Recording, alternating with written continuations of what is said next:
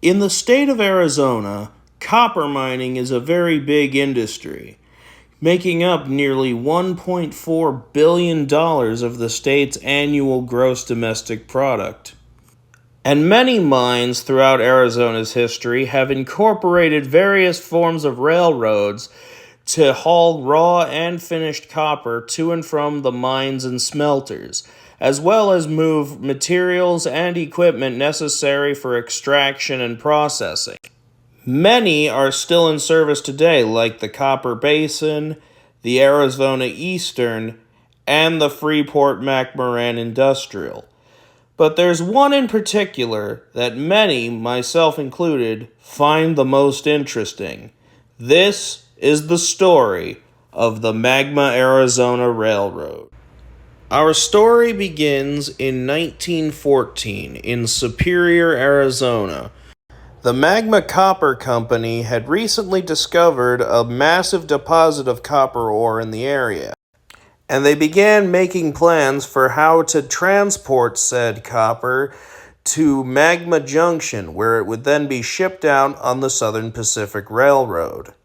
They considered using early gasoline-powered trucks to do so, but ultimately decided that railroads would be more efficient. The Magma Copper Company began surveying the route in August of 1914, and the Magma Arizona Railroad was chartered in October of that same year. The line was originally built as a 3-foot narrow-gauge railway to cut costs.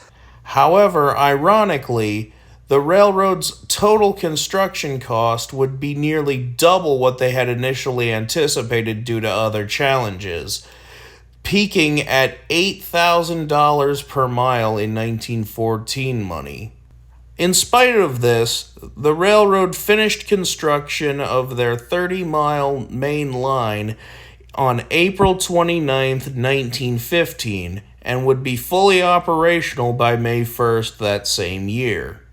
However, just 7 years later, the company would decide to switch their operations from narrow gauge to standard gauge, building a new line right next to the old one. Construction of the new line began in April of 1922 and was finished just a few months later.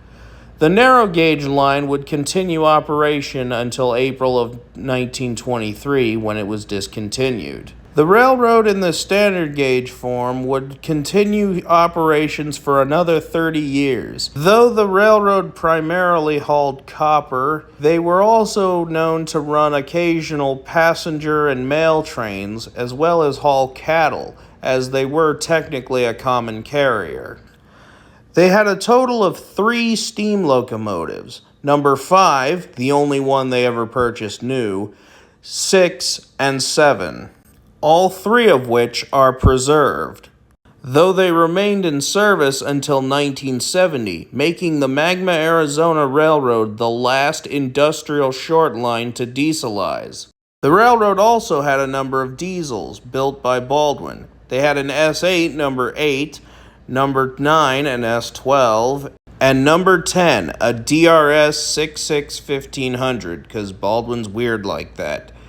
Number 10 is currently preserved at the Arizona Railway Museum in Chandler, where it is largely functional.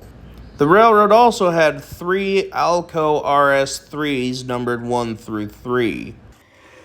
The railroad continued operation until 1997, when Magma Copper Company was purchased by a company from Australia. The railroad was subsequently closed when the smelter was closed, and the lines abandoned. However, as of 2024, the lines are still in place, just disused. There have been talks as of 2009, however, about revitalizing the line for future use in a copper deposit discovered near Superior. However, as of 2024, nothing has really come of it. But, hey, who knows? Though the Magma Arizona Railroad may be but a memory as of the making of this video, there is still a chance that the rails to carry copper may ride again. And with that, thank you all for watching. I'm Tim the Train Guy, and bye for now.